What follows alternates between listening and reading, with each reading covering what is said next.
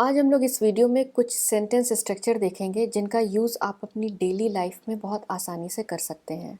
So let's get started.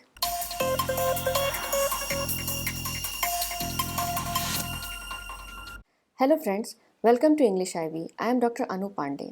मैं आपके लिए इस वीडियो में एक ऐसा सेंटेंस स्ट्रक्चर लेकर आई हूँ जो आपके लिए बहुत ही उपयोगी साबित होगा और जिसका यूज़ आप अपनी डे टू डे लाइफ में बहुत ही आसानी से कर सकते हैं। वो सेंटेंस स्ट्रक्चर कुछ इस तरह से है। जो मुझे डर था वही हुआ, जो हमने सोचा था वही हुआ, जो मैं चाहती थी वही हुआ।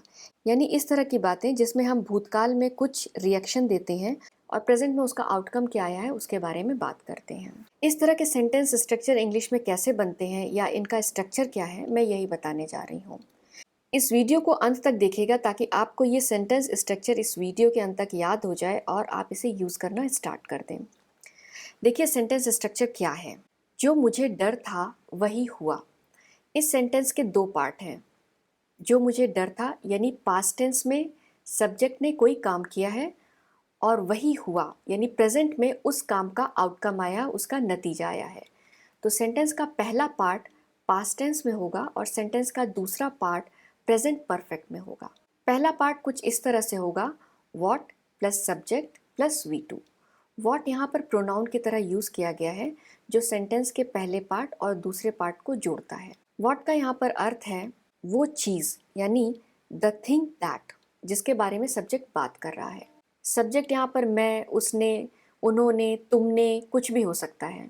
और V2 उस सब्जेक्ट की क्रिया है। ये क्रिया चूंकि पास्ट में हुई है इसलिए इसका स्वरूप पास्ट टेंस में रहेगा। सेंटेंस का दूसरा पार्ट प्रेजेंट परफेक्ट में रहेगा क्योंकि आउटकम अब आपके सामने आया है, अब आपके सामने है और उसके बारे में आप बात कर रहे हैं। तो ये फिक्स रहेगा प्रेजेंट परफेक्ट और ये हैज़ हैपेंड के रूप में यूज़ किया जाएगा।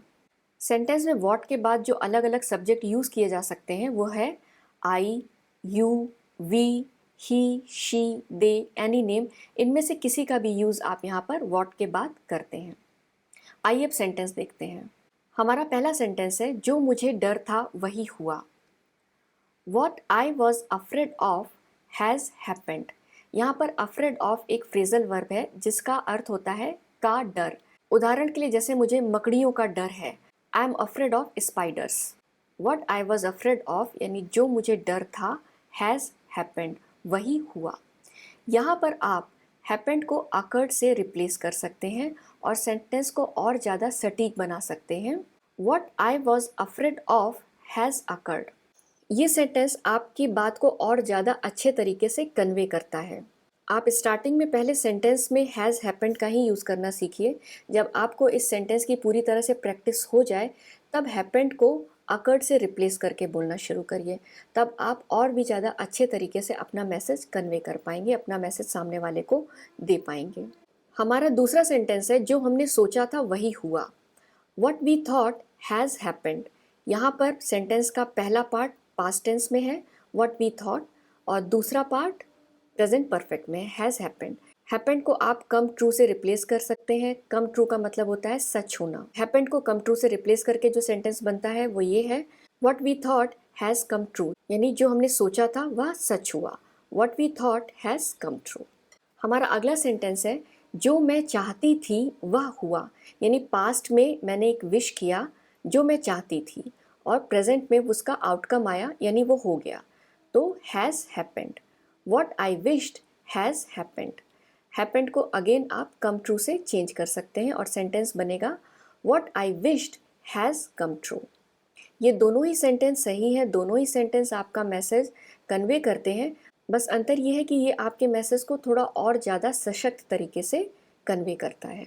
अगला सेंटेंस है, जो मैंने अनुमान लगाया वही हुआ यानी कि पास्ट में जो मैंने अनुमान लगाया था, जो गेस किया था, प्रेजेंट में मेरा अनुमान सच हुआ। What I guessed has happened। अब अनुमान हमारा सच हुआ, अनुमान जो मैंने लगाया था वही हुआ, लेकिन आपको वो दूसरे तरीके से अगर बोलना है कि जो मैंने अनुमान लगाया था वो सच निकला, तब आप इसको इस तरीके से भी बोल सकते हैं, What I guessed has turned out right यानी कि जो मैंने अनुमान लगाया था वो सच साबित हुआ। और हमारा आखिरी सेंटेंस है, जो मेट ने भविष्यवाणी की थी वही हुआ।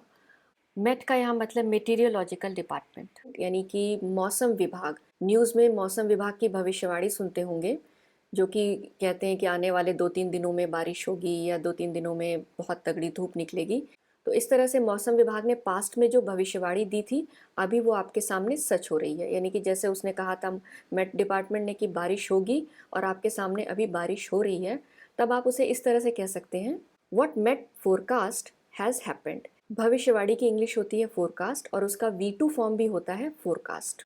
आप इसको हैपेंड को प्रूव्ड ट्रू से रिप्लेस कर सकते हैं। प्रूव ट्रू का मतलब हो गया सच साबित होना। तो आप इसको दूसरी तरीके से बोल सकते हैं और ज़्यादा इफेक्टिव तरीके से बोल सकते हैं, what met forecast has proved true. यानी मेट ने जो फोरकास्ट किया था, जो भविष्यवाणी की थी, वह सच साबित हुई।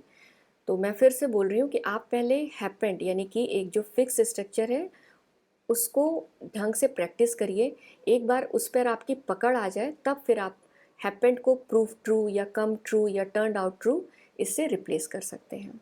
आई होप आपको मेरा वीडियो पसंद आया होगा। Thank you for watching. आप मेरे वीडियो को लाइक, सब्सक्राइब और शेयर ज़रूर कीजिए। थैंक्स अगेन, धन्यवाद।